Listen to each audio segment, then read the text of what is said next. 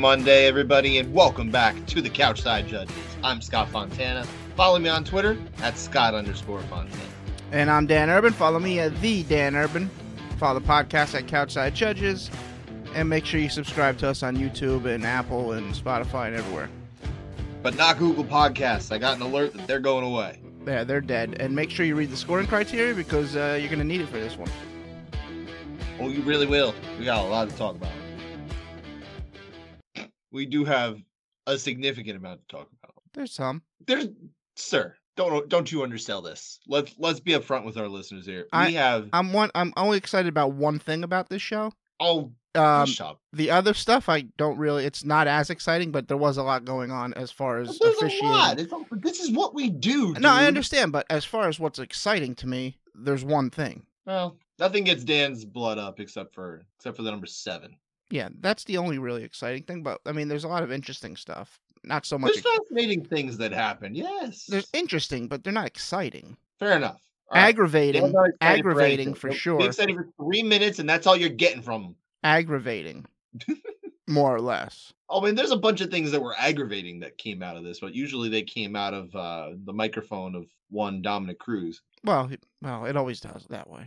So that's true.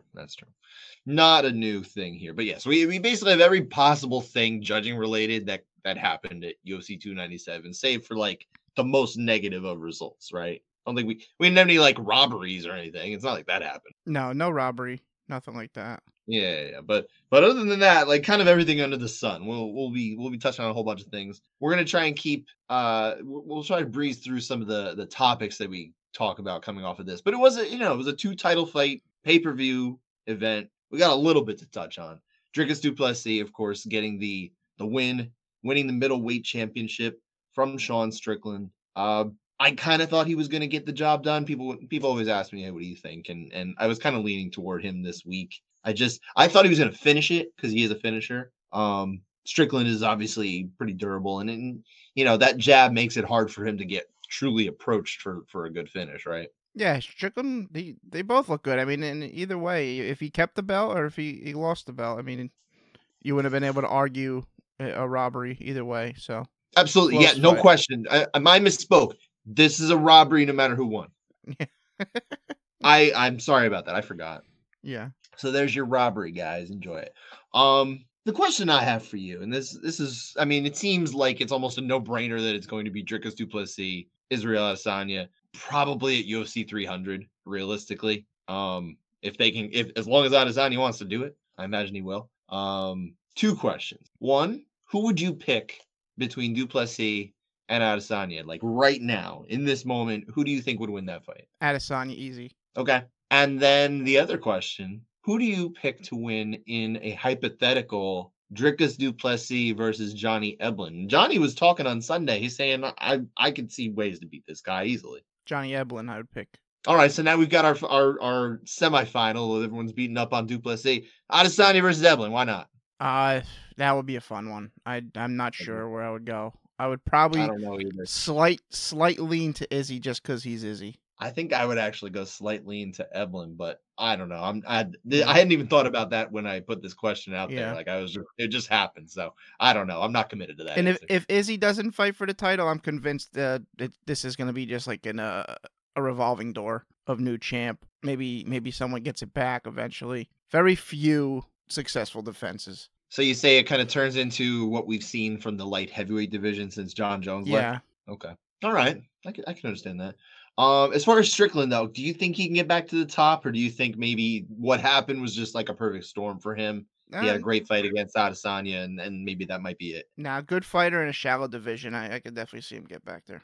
The question would be, though, depending on who he fights next, let's say, I don't know, he's thrown out there next against Khamzat Chimaev. Could that totally throw off his chances of getting back up? Yeah, if Khamzat, he gets back in there and starts fighting again, that would be a guy where that would be a guy who, if he gets the belt, he may hold on to it for a while. I mean, if they finally give Bo the chance, I mean, he'll stick around forever as the champ. Finally, for God's sake, he's been fighting for like almost 17 months now. Yeah, let's get the show on the road with that. And the other one, I want to keep this kind of breezy because we've got a lot to touch on. The women's bantamweight title now finally has a holder again after 7 months now? It's been 7 months since Amanda Nunes retired, and it sounded like she's already getting ready to come back. Maybe, I don't know. She was talking all sorts of mess after the event, but Raquel Pennington, now our champion, was the one who did not get tired, so that helped against Mayra Bueno Silva. First two Does any other fight? Was that? I liked the first 2 rounds of this fight. Oh, it was fun for a little while, and then she just didn't have any energy anymore. Yeah, that's not Pennington's fault. Like, Pennington just did what she was supposed to do. You'd like to be able to see her to get the woman out of there that really truly had no gas, but easier said than done, right? Yeah. Does any other fight make sense for Pennington though, beyond Juliana Pena, unless somehow Amanda Nunes comes back? I mean, I don't know if it made sense for Juliana Pena to not be in this last night. But, agreed. I never really got that. So, of course, who else? Yeah, the division really just doesn't have a whole lot of people left. I guess Holly Holm's still around. Yeah, all right. Technically, she didn't officially lose to Mayra Bueno Silva, so there's that. Yeah. Okay. Thanks to it was Bueno Silva's I believe it was her ADD medication or something like that. Okay. Yeah. Silliness. Yeah, she just didn't get like the proper waiver or whatever. It was like more like a clerical thing. Whatever. So dumb. All right. It is very dumb. Also, fill out your paperwork. Don't be dumb about that either. But it is a little silly. Anyway, it obviously didn't stop her career. The only thing that stopped her career was she got real tired. But that was all I really wanted to touch upon. We don't have to go crazy with the actual comings and goings of the division's biggest stuff on that one. But we did have a couple adventures of officiating happening up in Toronto for UFC 297, my friend. One of which was kind of a weird situation specific to Ontario and its commission, right? We had Movsar Evloev, who got the win over Arnold Allen. But in that third round, Allen has a situation where he's got a little bit of control over the positioning of Evloev. And Evloev starts to play the game, right? He starts to put his hand down for becoming a grounded opponent. And Allen starts delivering some knees that are kind of lifting him up off the mat. Maybe not, maybe. We have Mark Goddard stops the action, explains you can't do this. I'm giving you a hard warning for the knees. And there's a lot of conversation about, hey, what's the deal with this? Like these should be, this isn't what you'd typically be saying it for because he's playing the game, right? But then we realize that Ontario's commission has been using an older rule set. And so really Mark Goddard did it exactly as he's supposed to by the book, right? Yeah, a dumb book. It's a stupid book. It's a really old book. It's like the book that my son took out from his school library today, which is from 1997 or the other day. I'm like, oh, I could have taken this out when I was in school. You made a good point, and I liked it a lot. You're like, we're allowing defenseless slap fighting. Oh my god! But you can't knee a down opponent. Like, what are we doing now? Yes, exactly. Now that we're at the point that and there's really no turning back from slap fighting. It is here to stay. Like, it's stupid. It stinks. I'm never going to like or accept it. I'm okay with being stubborn on that. But now that we've gotten here, we have to accept that it is okay to bring in knees like this because they can actually defend themselves. This is okay. And also the 12-6 elbow, please. Oh, what's taking so long to just figure this out? Like, we can knee someone to the head. It is ridiculous. I think it's something that needs to be discussed now, especially with the ABC. The ABC at this point is now starting to come on board slowly to power slap. And in this, it is totally defenseless. There is absolutely no safety there. Yeah, they try to. How are we going to say it's too unsafe to do these other things? It doesn't make any sense. It's not even a slap. They're striking them with the butt of their palm, which is a palm strike. It's true. It really is not a slap. It's not a slap.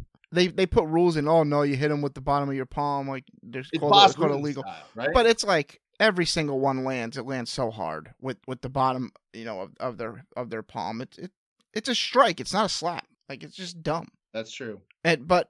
So there should be knees, and if there isn't, why is it the hand? Who cares that your hand's touching the ground? It should be your knee. If you have one knee down, you can't knee him in the head. I think that a better differentiator would just be make it so that if they're on their back, you cannot do it. That works too. That's the easiest one, because then there's you would have no argument other way. It's like, oh, is he sort of down on his back? It's like, listen, if his back or his butt's on the ground, or hip, he is down. Yeah. End of story. It makes it a lot easier. And the easiest way But is just also, allow don't him do all. that. Do the thing where we get rid of it entirely. Yeah, just let him knee him in the head. Mm-hmm. Be much go all the way, and then if we have to settle for that one, fine. But I'm tired of it. I think it's stupid. It holds up too many fights. This is a situation too that realistically Arnold Allen could have found some ways into changing the complexion of the fight. He did end up winning that third round. He lost the first two, but you never know. Maybe he's able to get an advantage there. And it is not referee Mark Goddard's fault. He's enforcing the rule that's there. He did everything he's supposed to do because he is an amazing, fantastic ref, right? Yeah, gold standard. Maybe we have uniform rules where every single place we go to, so the fighters. No, can't do that. That would be bad. We don't want to do that. Oh my god, that would just be crazy town. Ay. Yeah, I'm sick of it. But that's obviously that was our adventure in officiating. It wasn't anything that the referee did wrong. It was more of the adventure in which we went along with. That was unfortunate. Less unfortunate, but also, unfortunate that it happened. The very, very lasting impression of the Sean Woodson versus Charles Jourdain fight. We have a decision. It is a split decision. And as the names are being read, we have Sean Woodson and Charles Jourdain. And they sound pretty similar depending on how much noise is in the arena at Scotiabank. And as it turned out, Bruce Buffer said the right thing. And referee Jaron Villel must have misheard, of course, wouldn't have done this on purpose, and raised the wrong arm. And you see, none of them listening anymore. Neither of the fighters has listened anymore. The hand has been raised, the other hasn't. They're just moving on with their lives. And all of a sudden, you have DC coming and be like, no, you won. To Sean Woodson. And it was a very weird thing. Woodson said afterward, like, he basically already, like, oh, that sucks. And he came to terms very quickly with the idea, okay, he lost the fight, close fight. But yeah, he actually won it. Unfortunate, right? This isn't a cardinal sin. It's not terrible, but you hate to see it, right? Yeah. What can you do? Everyone has a Steve Harvey moment. This wasn't even that bad. It really wasn't that bad. Because, like, you could see how it would happen, too, Yeah, I suppose. It's not like it's Sean Woodson and, like, Dricus du Plessis, They have two names that would be a little worse. Have that little, he doesn't really say Charles. It's more like Charles, right? I guess. Because it's the French-Canadian kind of pronunciation there. But Bruce doesn't care about that. That's true. That's a good point. He doesn't pronounce anything correctly. Almost purposefully, it seems. He has to pronounce one thing correctly, and that's UFC 300 when he announces it, Jim Miller. I'm not sure he's going to get that right. No, he better. Jim Forking Miller. Anyway, that was all we had that was all the adventure of officiating. Really wasn't terrible. It's not like any ref like goofed up anything in a fight or something like that. Everything was handled fine. Just kind of in a silly moment, right? Like I said, this event had it all. Yeah. But nothing like truly negative, I don't think. No. We do have a lot of rounds to cover though. The unanimity report has 19 out of 31 rounds. 31, by the way, a lot. Unanimous, 61.3%. It felt for a while like things were just not on the same page, but then out of the main event, two main events that went the distance, we had a lot of agreement, 4 out of 5 in each of the rounds, or each of the fights. So kind of got better on the same page at that point, which was good. One of these rounds was a 9-8 split. And Dan, one of these rounds was an 8-7 split. Yes. I was happy. It's like your dreams had come true. It was. You just got to watch someone get beaten to a pulp for a good amount of time. That's always been your dream. Always. But yeah, so as far as contested rounds go, we're going to start off with the fight that gave us the 10-7 score. And mind you, it's only from one judge. That's all it ever is. You're never going to find two judges that agree it's a 10-7. Just hasn't happened. I was actually I was hoping for it in this one. Yeah. I was thinking we might get it. I was thinking we might. Tough stuff, dude. But that fight was Jasmine Jasdavicius getting the win over Priscilla Cachoeira, who is no stranger to getting 10-8'd. I think this, counting the 2 rounds in this fight that were either a unanimous 10-8 or a 10-7, she's up to, I believe, 4 rounds now that were unanimous 10-8 or worse in the UFC. Not good. It's kind of ridiculous. She just gets beaten up terribly. She's like a 500-ish fighter. She's known for cheating and like messing with fighters' upper body coverage. And yeah, I don't really understand what her place in the UFC is right now. She just kind of serves to get beaten up. But we are going to talk about both of the first 2 rounds of this fight, which did end by 3rd round anaconda choke. Yep. Let's start with round 1. This was not the one that had a 10-7 in it, but all 3 judges, Derek Cleary, Kyle Costello, local judge, and Sal D'Amato, they all gave a 10-8 in this case. So we don't have to break down deep what happened in this round, but Dan, is this a 10-7?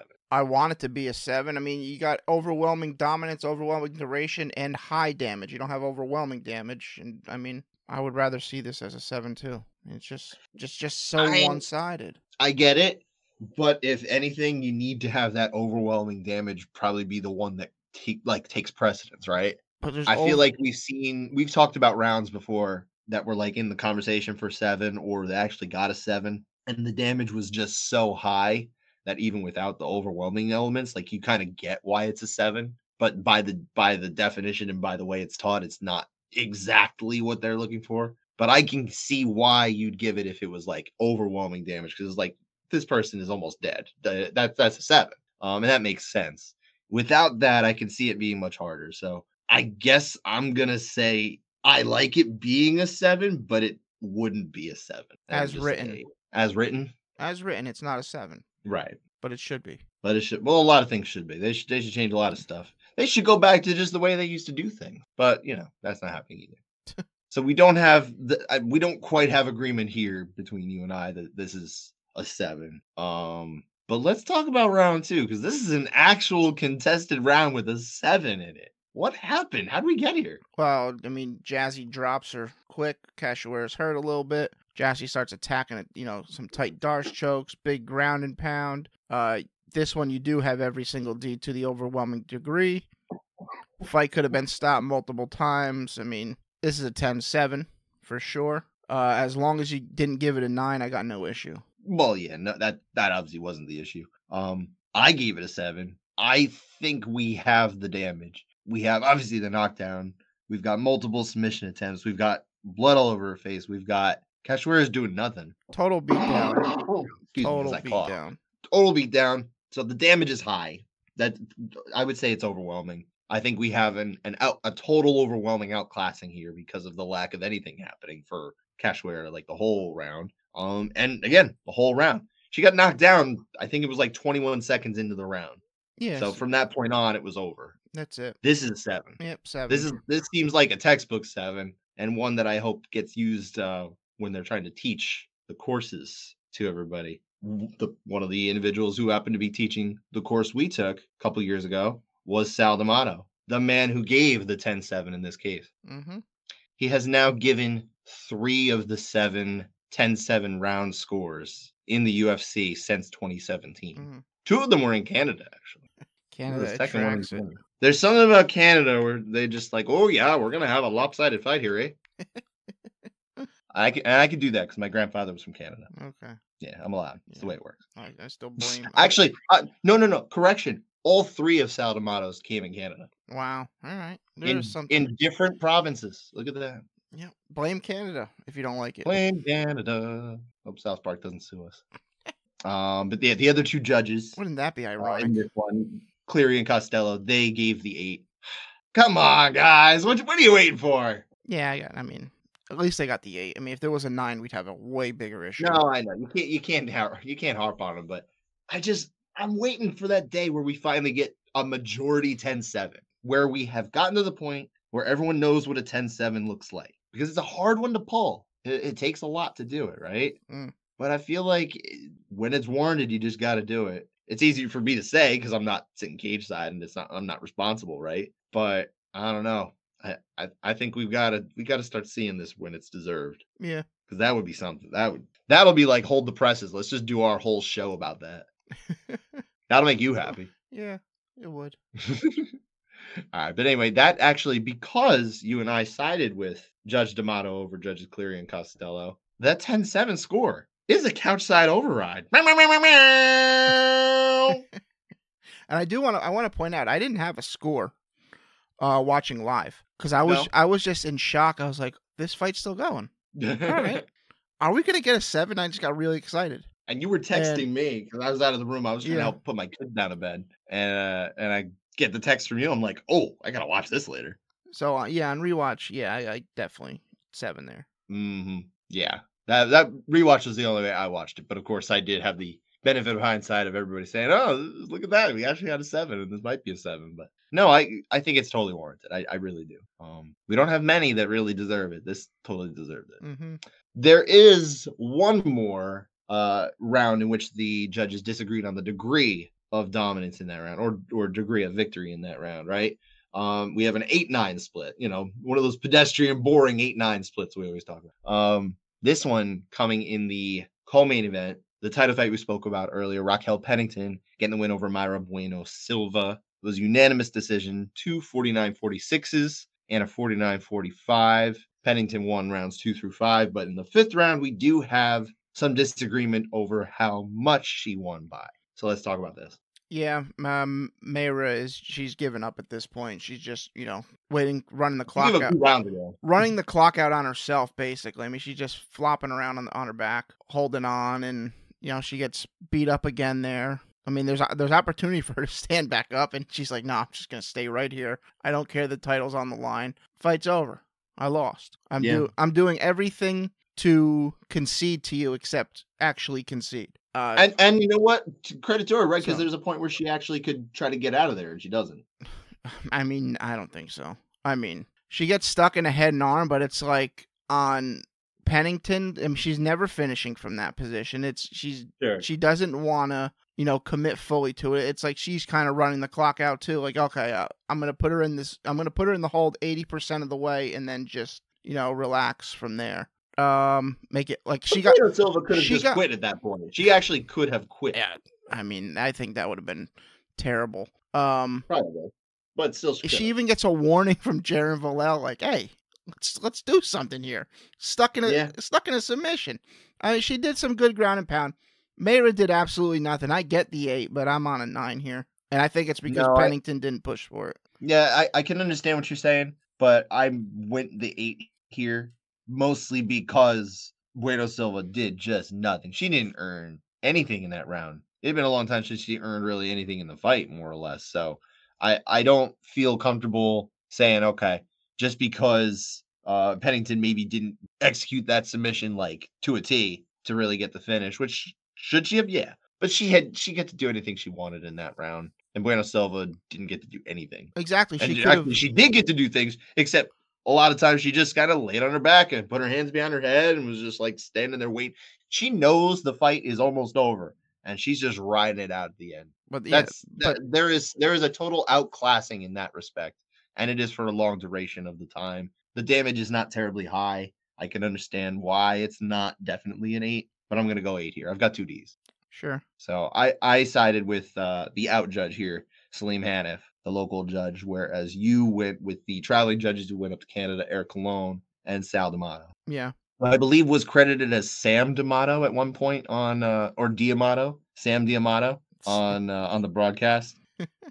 Megan O'Leary just misspoke. She was correct. She corrected herself. So. But that caught my hair. I was like, hold on. You've heard that name before. No way. Anyway, that was it for degrees of victory coming off of that event, but we do have just a ton of rounds still to talk about, starting with the main event being a split decision like we talked about. It was obviously, this is a robbery because someone was dissatisfied with the result, so that makes it a robbery. I don't even think he was dissatisfied with the result. Who? Sean Strickland. Seemed like he didn't even care. No, I'm talking about the fans online and the people fans. Sean Strickland was like, whatever, I lost. I don't know if he really cared about being the champ, man. It didn't seem like it. He's like, it's like whatever. I don't think that was something that he valued. I think he just likes to fight. Yeah, I don't know. Anyway, it was a split decision. Dricus du Plessis getting the win over Sean Strickland. 48-47s all around. We are split on round 3. This is how we got here. Tell us what happened. Yeah, du Plessis opened up with a head kick. He landed it. Strickland's volume is definitely down this round. He's still landing that jab, a hook once in a while. Dricus is landing good body kicks, some good shots to the head. I think some slightly heavier impact on his shots compared to the jab. I mean, even the jab is doing a little bit of damage. It's close. I favor du Plessis. I think Strickland really could have done more in this round. His coach even said, he's like, I don't like this round. You kind of really took a big step back compared. Yeah, Eric Nixick was not happy. If he let his right hand go, because he did towards more at the end, if he did that earlier in the round, he probably wins it unanimously, and he's still the champ. And we don't have to talk about this round. He kind of took the round off, and he still did pretty good. He just needed a tad more from me. So I'm on du Plessis 10-9. Yeah, I mean, that jab was working, right? It really was effective, I think, for most of the fight. I'd say round 4 was the round where he just didn't look particularly good. That was like a solid du Plessis round. But I thought even round 2 was close. Obviously, we did get agreement on du Plessis, which is great. You saw 4 out of 5 judges agreeing in all but one round, or 3 out of 3 judges agreeing in all but one round. What I mean to say, which is good because this was a competitive fight. You don't always get that in a fight this close, especially a Strickland fight, I feel like. But then that jab was working. It's just that I think du Plessis was just landing a little harder, right? Just that little extra bit. And, some might watch that and say, oh, because he threw these big looping punches, that's why. It's like, well, no, but some of them were really landing. Like the whiffs don't count, but yeah, he's landing them. And he is making it harder for Strickland to land his as hard. Because he could have easily just kind of thrown it down the pipe, throwing the jab down the pipe. He wasn't doing it. Yep. Not enough. So I'm okay with du Plessis getting this round from me as well. It's close. It could have gone either way. No problem. But so I had that way. It had nothing to do, by the way, this entire victory with the takedowns that du Plessis was landing. Those were not doing a whole lot. And I need to single out Anthony Lionheart Smith because this man deserves some sort of judgy or some sort of major award for what he said at the end of the night. Now, you and I talked about this. I tweeted about this post-fight show. Anthony Smith talking about the fact that the judges cage side are reading impact differently than the folks watching purely on a screen. He said this on TV, on a UFC television. I was blown away. I couldn't believe it. And then moments later, he follows it up with pointing out that, again, the takedowns weren't as impactful to the scoring as DDP thought they were, and that they're just a change of position. Oh, my God. Where has he been? He's trying to get back in my good graces, it seems. Well, yeah, I mean, but he's already there. I mean, everything he said about Jim Miller, like, he's already there. Yeah, but yeah, so he's back. He's a made man. We're tight again. Yeah, I was going to say, you should be there to help out the next time someone tries to break into his house. I could do that. You help him. Yeah. Good family man. And a man who knows his judging, apparently. He just ends up on a lot of 10-8s, too. And what we thought were 10-7s, even. But yeah, I thought that was just incredible. I couldn't believe it. My jaw was like basically on the floor as he was talking about that. But yeah, so Dricus du Plessis doesn't seem to know why he won, but I think he won. Very appropriate that Dominic Cruz was in the house for that, talking about it. So appropriate. Joe's got to rethink this no international travel thing. Dude, it was Canada. It can't be that hard to get to Canada. Do you just not want to go through customs? North America, like just expand to North America, or just U.S. and Canada if you want. I mean, literally just be U.S. and Canada. It's not hard to go to Canada. You don't even need to like. If he's got a passport, I imagine he probably got a passport. I mean, it got so bad at one point that John Anik had to step in and be like, "Listen, Dom, if someone gets cut in the first," he didn't say this is not what exact quote, but not verbatim. This is what I got from him. It's like, Dom, just because someone got cut in the first round doesn't mean they automatically lose the third round. Like, the cut doesn't transfer from round to round unless it gets worse or a new cut opens up. Like, I think we need to do like a real tracking of the misinformation that the commentators spread week to week, because this was crazy. Like, the whole cut thing was absolutely ridiculous. And I mean, it's getting to the point where with him, it's just so galling too, because this was the greatest bantamweight of all time. I don't like to use GOAT with him because I don't think that we really truly have like I know they're kind of like the same thing, but I feel like GOAT should be really reserved for like that like next level greatness. And I don't know that we've ever had that with bantamweight. Cruz could have had that. injuries robbed him of that. That is unfortunate. Either way, I think he had the most success at bantamweight that we've had ever, with Aljamain certainly coming very close, but his days there seem to be done. It almost seems spiteful. But this is someone. I just want to finish my thought, Dan, because this is someone who made his bones. He made everything in his career winning decisions.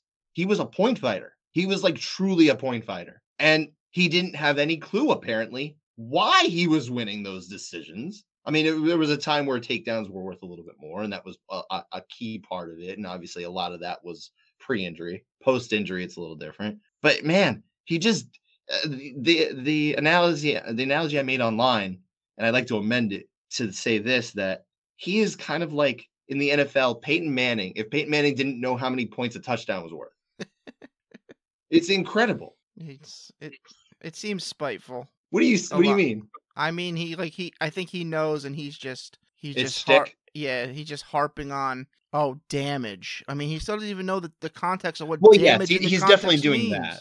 He doesn't even know, damage is really to anything. It's effective striking. His understanding of it is purely physical, visible damage is the only thing that scores. Yeah, and I don't know if that's a misinterpretation or what, because my understanding is that they did the judges kind of sort of trained or maybe explained is probably a better way. They had like a little information session with the commentators to outline how fights are scored to try and bridge that knowledge gap, right? But it was the same day they were also doing the same thing, it seems, with the team that does the statistics, tracks the statistics for the UFC. And a lot of them came away very mad about what's a takedown and what is not. And they got really harped on that, apparently, in a way that was probably disproportionate to where they should be focused on knowing how fights are actually scored. So they can tell people, so that not just fans at home know who's going to win, but that fighters can come away with it knowing what they're supposed to do to try and win the next time. They should have something like this. A producer, whoever's in their ear, should be like, all right, listen, Dom, stick to strategy and tactics, because that's what you're good at. DC, give us the color in the commentary, that makes us laugh, and all about the wrestling, and keep it fun. John, you give us what we need to know, if anything. John, rein them in when they don't listen. That too. That's pretty much what he does. I don't know, but I imagine the production team does their best, because my understanding is they put this together, the information session. I think they want their commentators to be able to expertly speak about these kind of things and maybe steer clear of certain topics and focus on other things, so that the topics don't get bogged down by who won the round and that kind of thing. And you notice, at least I've noticed, that it's less than it used to be. There used to be rounds like where they would just, like, half the round they would just talk about who won the last round. It's just like, guys, there's action still happening. It's less now, and I would credit the production team. Just observationally, it seems like that's probably a part of it, but there's only so much you can do. These guys, they're gonna do what they're gonna do. But I do like Dominic Cruz very much when he is not part of the live commentary team. Love him on the desk. Great analyst. Knows the X's and O's. But yeah, he just doesn't know how many points a touchdown's worth. It's crazy. It's true. Yeah. Anyway, we could harp on him all day. And I am actually going to bring him up once again when we talk about this next fight here, which is Ramon Taveras, who got the win over Serhi City. I'm sure I'm saying that wrong. By a split decision. 29-28 all around. My friend, this is an alternative decision. Yeah. We have a situation where City, who lost... Sidey. Is it Sidey? Well, because you would say Spidey, but now just pretend there's no P, so it's Sidey. Okay. Yeah. All right. Thank you. I sound like Dominic Cruz mispronouncing the names. But, I'm not paid to do that. Anyway, this being an alternative decision, which presciently Spencer Kite brought up the idea of the alternative decisions. He didn't quite name it, so I made sure to throw that in there. He brought that up on social media earlier in the week, and we ended up getting one now. So what that means is we have a fight where the losing fighter won the majority of the rounds, but he only won them in splits. So we have rounds 2 and 3 are each won by Sidey and lost by Taveras, but Taveras still got the split decision victory. So let's start with round 2. before we move on to round 3. What happened in round 2? This was a very competitive round. Both guys were landing big shots early. Saidi is busted open. But as the round goes on, I think Saidi, is taking over. He's really pressuring forward, and he's landing a lot more. I think it's a Saidi round. He kept landing good shots while Tavares was stuck going backwards the whole time, having to defend, not really landing as effectively, in my opinion. I do think it's very close. Got no issue if he scored it the other way. I was praying it was a unanimous decision because of the commentary in Saidi's favor due to the cut. But I do score it for Saidi 10-9. Was this the fight that actually birthed the whole cut thing? I can't remember which. Okay, because he brought it up so many times during the night. I lost track of what was actually first. I was very torn though in this round. I really was, because Saidi is really badly busted up. He looks like a horror show. And he was knocked down, and it wasn't like a knocked down and he's like totally fine. It was like he was still in a little trouble, right? At least a little bit briefly, right? But he really is in control of the action in the striking for almost all of the round. And I do think he was able to take it back at the end. It's really hard to say. There's two really great arguments either way. I can only imagine that Eric Colon, who gave this round to Tavares, leaned heavily on the earlier events and said, okay, that was enough and it hadn't quite been passed. Makes sense to me. Totally get it. You're not going to lose that argument. You may not find everyone agree with you, but you're not going to lose that argument. I sided with you. I saw it with Saidi. And judges Eric Colon and Salim Hanif also saw it our way. So that's how we got a Saidi round here. What about round 3? Again, another competitive round. Great fight all around. I just think Saidi is slightly ahead. They both landed some decent shots, but I thought Saidi landed a tad more. They both landed with similar impact. Saidi had that jumping knee that landed. Very close round, but I do like it better for Saidi. Well, here's the thing. I heard your breakdown. You did not mention the ring generalship element. And that's what Dominic Cruz was speaking about. So that must have been why Saidi should have won this round. His ring generalship. Yeah. That's part of the criteria in 2024, right?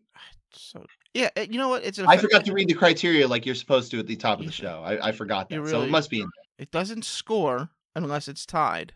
Effective grappling and striking. And then that's tied, then it has to go to effective aggressiveness. And if it's still tied after that, then you can go to the cage control. But then after that, it must be ring generalship. Well, ring generalship, falls under that category. It more or less does. You're right. I'm being flawed. Effective tactic for fighting. Be the ring general. Got no issue if you're talking strictly fighting tactics, but not as far as scoring. It just doesn't work that way. It just doesn't score, and that's the issue. I think for someone like Dom, he is very analytical, and I think he thinks that all of the strategic elements and like the plotting and that kind of thing are things that ought to be also scored. But he seems to have lost touch with the fact that only effects actually score. Yep. And I think if that can be made clear and he can be accepting of that, you might find a better educated Dominic Cruz. I don't know. Maybe it's impossible, but I feel like that's kind of the pathway. To get back to this round, I scored this one for Saidi too, but it's not that I couldn't see it going Tavares' way, but I felt pretty comfortable giving this one to Saidi. I thought this was a decent round for him. It was a good round. This is close, but I mean.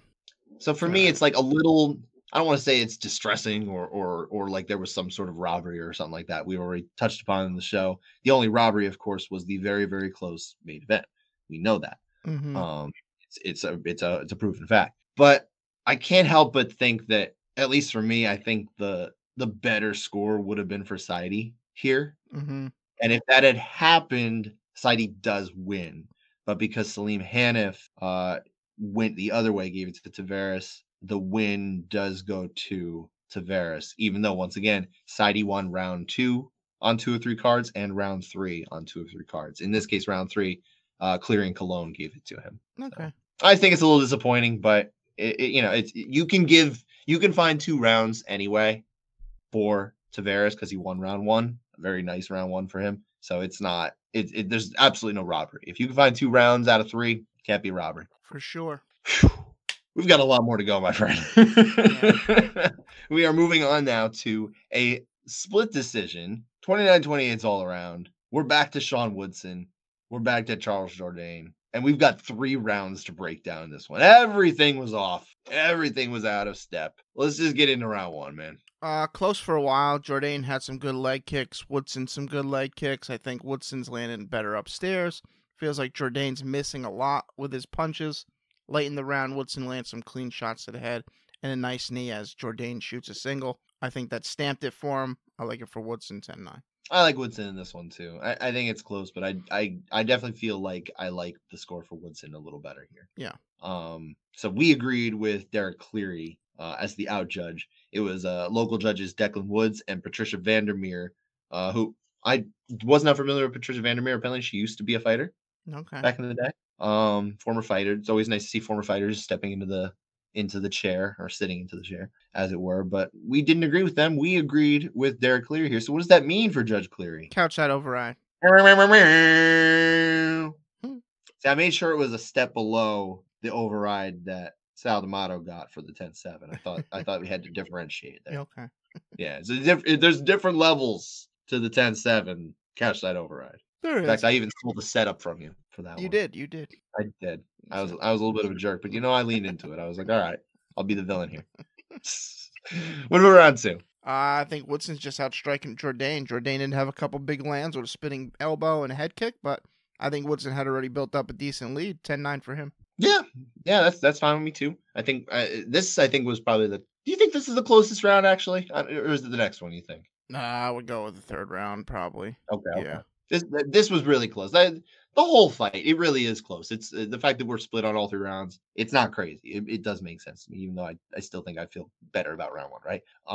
So I'm with you. I saw for Woodson, judges Woods, no relation because Woodson and Woods are not the same, and Cleary. It was Judge Vandermeer who was out of step. Saw this one for Jourdain, but that is fine. No big deal, right? Yeah, it's all right. What about round 3, our final one?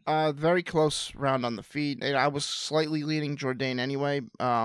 I think Woodson kind of took his foot off the gas, was into kind of cruise control mode, allowed Jourdain to stay in it. And then the guillotine at the end of the round for Jourdain, that kind of solidified it his way for me.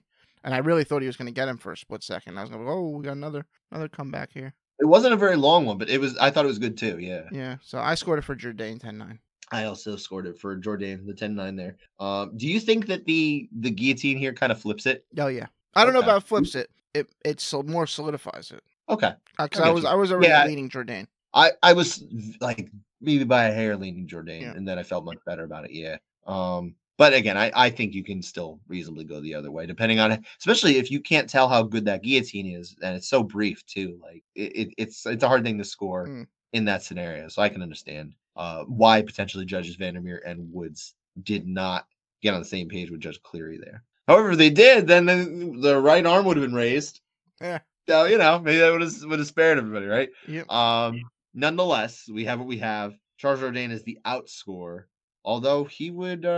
We would still give the fight to Woodson 2 rounds to 1, right? Yep. What does that mean though for Judge Cleary being the out judge here? Couchside override. Try to go a little bit better for him because you got 2 now. Yeah. 2 in 1 fight. You gotta celebrate that. I think it's fair. Moving on. We got 2 more fights, 2 rounds in each one. Garrett Armfield getting the win over Brad Katona. Unanimous nod. 29-28s all around. But it's one of those deceptive 29-28s all around because we've got 2 rounds to talk about. The worst kind. The worst kind. They are the worst kind. It really is terrible. Well, you look at it, 3 rounds. Hey, we don't have anything to talk about. It's like, oh, sorry, you got a lot to do now. Now we got to break down these rounds. Hopefully you like it better than Dan does. Round 1, we're going to start with. What's happening? Very close. Both guys landed good. I think Katona's knee at the end of the round helped push it over for me. He landed some good leg kicks. Armfield had some good counters. Close, no issues either way, but I went Katona 10-9. Yeah, I did go the other way too. I went with Katona. That was the outscore. So you and I disagreed with Armfield, the majority from Eric Colon and Kyle Costello. What does that mean for Sal D'Amato? Couchside override. Just giving them out tonight. Left and right, and they're really only going to judges D'Amato and Cleary. They've got 2 each. But it does save on stamps and on the mail. So hopefully, fewer packages. Maybe they'll get there where they're supposed to be going. Fingers crossed. Round 3. Round 3. Good round on the feet. I think it's pretty even. I do give slight edge to Katona. I think he's landing a tad bit better. Katona did get it. He did take a couple elbows to the side of the head against the fence while holding arm field there. They're good. I don't think it's going to swing around for me back in his direction. I didn't see him as effective as it didn't really thwart the takedown attempt. But decent shots on the ground. Katona landed a couple shots, not too much there. Very close, but I like it for Katona. I was very close to agreeing with you. Super, super, super close, but I did go the other way. Basically, I weighted things a little differently. That's kind of how we got here, right? Yeah. Not much more to say. I'm on the same side as Judge D'Amato here, who, again, his rounds flip, and then we have a totally unanimous, but that's just the way when he split in both of those rounds. So I had the same card he did. You had a card like nobody on this one. But you did agree in this case with the majority, Judges Colon and Costello for this round. Final fight, my friend. Chris Curtis gets the split decision win over Marc-Andre Barrio. 230-27's his way, but then a 29-28 going back to Barrio. So we've got 2 rounds to talk about here. Rounds 2 and 3. Let's start with round 2. Okay. As you take a shot at Jack Daniels. Quite a close round. I think Curtis is landing better. He has some nice body head combos. Barrio is landing some good ones too, but it feels like he's kind of, throwing at 50%, and Curtis feels like he's only throwing at like 70%.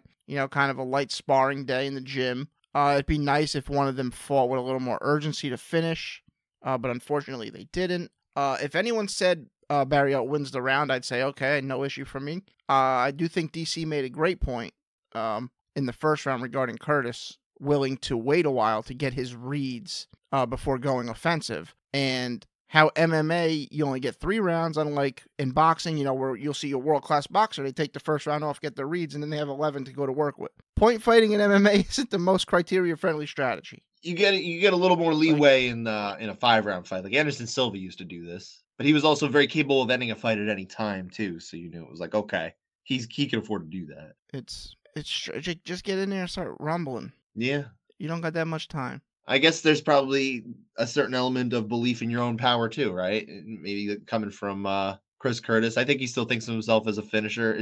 He's been less so in recent fights, but he certainly does have power. He's shown that before, so I don't know. Anyway, it's 10-9 Curtis for me. But he's been in so many. He's been in so many fights where like he claims robbery. It's like, well, it's true. No, and you're absolutely right there. You would think that. Well, you would think that something like that would change the mentality, but maybe it doesn't. Yeah, I don't know. You fight how you fight, I guess. He's not exactly a spring chicken. He's been fighting a long time. Yeah. So I think there's that. But to kind of wrap up this round, I agreed with you. I gave this round to Curtis. We agreed with the majority judges, Declan Woods and Eric Colon. Derek Cleary was the out judge here. No override for you this time. He saw it for Barrio, and well, that was that. Again, competitive round, a lot of strikes thrown and landed, but yeah, it still felt like a sparring session, like you described. Yeah. Round 3. Any changes here? Credit to Dom, because he actually called it a sparring session too. So I'll give him some credit there. Look, when we're talking about analysis, he's there. Yeah. I told you. Not like he doesn't know the stuff. He just doesn't know the scoring. Yeah, I know. How many points do you think he thinks a 3-pointer is worth? I don't know. Anyway, round 3. This was actually a fun round. I thought they both finally decided, hey, let's go. Let's try to kill each other here. Barrio started off really strong, but I think Curtis closed the gap. He lands a big uppercut late that lifts Barrio off his feet. And the rest of the way from there, they kind of just clinch each other and let the hands go. Stuck in a phone booth is, I believe, the analogy John Anik used. I went for Curtis. I thought he landed a bit harder. Again, no issue either way, but I do wish the other 2 rounds of this fight were like this round. It did finally heat up. You're right. It would have been a little bit better if we had this kind of tenor and tone, right? An urgency maybe. But I mean, look, it's not like it was a bad fight. It was kind of just like a fight, right? It's like it happened. And by the way, Barrio did suffer cuts in this fight. And I think it was in round 2 he got a cut. So that means he was done for rounds 2 and 3 anyway. Exactly, yes. Yeah. He automatically loses. Definitely, 100%. But I'm with you. I saw this one for Curtis. So I ended up with a 30-27 card, just like Judges Woods and Colon. Cleary, again, was the one who split off here. He gave 2 out of 3 rounds to Barrio. You can get there. It's totally fair. But I don't agree. Mm-hmm. So And that is that, man. We got through 12 contested rounds plus a 10-7 watch. It's over. It's amazing. I'm tired. You are tired. I know. It's late. We did a 5 finishes. Let's wrap up the event here. 5 finishes, 2 TKOs, no straight up KOs. 3 of these fights ended by sub. It was the first 3, correct? It was sub. Everyone was trying to take that top spot from Jim Miller for sub of the year. And I appreciated the effort. They didn't. Anybody do it? There was one of those fights ended in the first round, by the way. Yeah, no one got there. No, of course not. Why would they? Yeah. But my favorite of the night was Jimmy Flick taking advantage of Malcolm Gordon, making a mistake, getting a little too excited, I'd say, and getting his back taken and choked out. That was a good one. Yeah, that was my favorite. What about you? Neil Magny, who by midway through round 3, everyone's basically writing the obituary of his entire career as a competitive contender fighter. It was amazing. I saw all this stuff being written about, and then 2 minutes to go in the fight, he's already lost 2 rounds. 2 minutes to go, he's on his back still. Finally gets up, is able to turn the tide a little bit because of Malak going through a pretty bad guillotine that kind of fell apart pretty quickly. Mm-hmm. And then he just goes to town on Malak, who at this point wanted no parts of those punches coming his way. And Magny gets the finish with 15 seconds to go, stealing victory from the jaws and feet. I don't know if where you were at, but I was like, he's already at a 10-8 if this doesn't get stopped. You know, you can start thinking about it. I think so, but do all the judges pull the card there? I don't know. I don't know. I don't know what they're going to do in that scenario, because now that we've got the 10-7s, or excuse me, the 10-8s are more rolled back than they used to be. The question comes down to, hey, does Sal D'Amato think this is an 8? Does Derek Cleary think this is an 8? And does Declan Woods think this is an 8? I don't know. Probably one of them, but I don't know that. If it's not the majority, then it's a loss. If it's the majority, it's a draw. Yeah, that was a good comeback for Neil Magny. Absolutely, and he needed to do it, because you just don't know, right? Especially in the round, in the third round. It's not even like you can. It's not like live scoring or open scoring could actually help that. It's the last round. You're just gonna find out at the end anyway. Yeah. So not much you can do. There's no scoreboard for Dom to check. Not that he would have any idea how to read it anyway. I think it would be so bad for him if he had open scoring. For him? Yeah, if he's on commentary when there's an open scoring, because he anything he disagree, he would just harp on it and forget about what the upcoming fight's going on about, and he'd be so confused. I think. I don't think you're wrong, but I also think that in the long term, it might get to the point where we can just have people adjust their understandings to, okay, this is what that was. Maybe I'm wrong. Maybe I'm being optimistic here. But also, you don't have to speculate anymore. They don't have to sit there wondering about it. They can say, okay, this is the scoring. And then hopefully that UFC production team can say, all right, acknowledge the score. Let's talk about this one now. Yeah. Hopefully. We'll know. Who knows? We will see. Probably not, because it's not going to come to the UFC. Not anytime soon. But that is it. That is it for UFC 297. There are no major events this coming week. Not to say there's no MMA, but there's nothing we're going to be focused on for the coming show. Let's figure out something for next week, right? We'll have something. That's what we like to do. Something. Before we do sign off, though, Dan, a somber note that you actually brought to my attention. I'm glad you did. But again, it's for unfortunate reasons. We learned this past week of the passing of Judge Donnie Carolei, who we mentioned on the show before.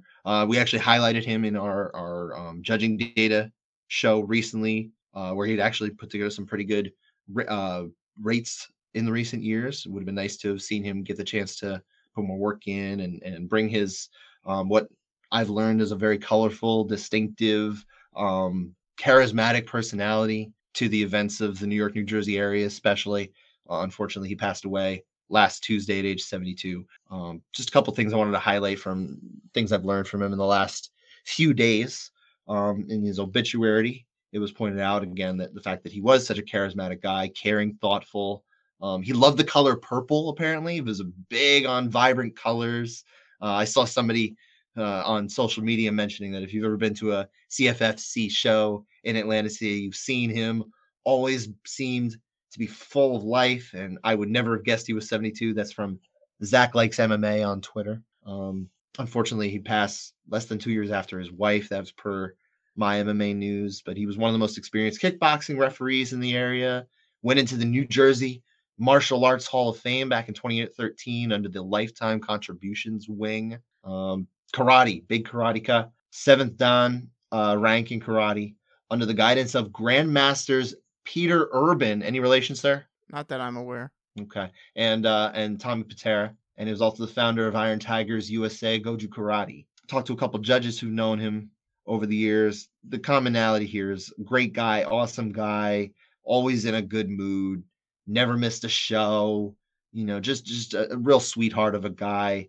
Loved dressing up for every show like it was the most important event ever. A real OG of the sport and officiating, never jealous, always helpful, always wanted the best for everyone. That's the type of thing that we just don't really hear about with judges. They're just names, right? Names and scores. But I want to make sure we highlighted all of that because it seems like he will be very, very well remembered and very unfortunately missed by those who knew him in this area. Yep. Thoughts and prayers out to his family. Sad news. All of his friends and hope everybody's doing well and we'll think well of him and continue to think so now that he is unfortunately not with us. All right, that does it for this episode. We will be back again on Monday with something. We'll figure it out during the week, exactly what it'll be. Hopefully it'll be fun. We'll figure out something fun for you guys. Yeah, thanks for listening. Take care, y'all.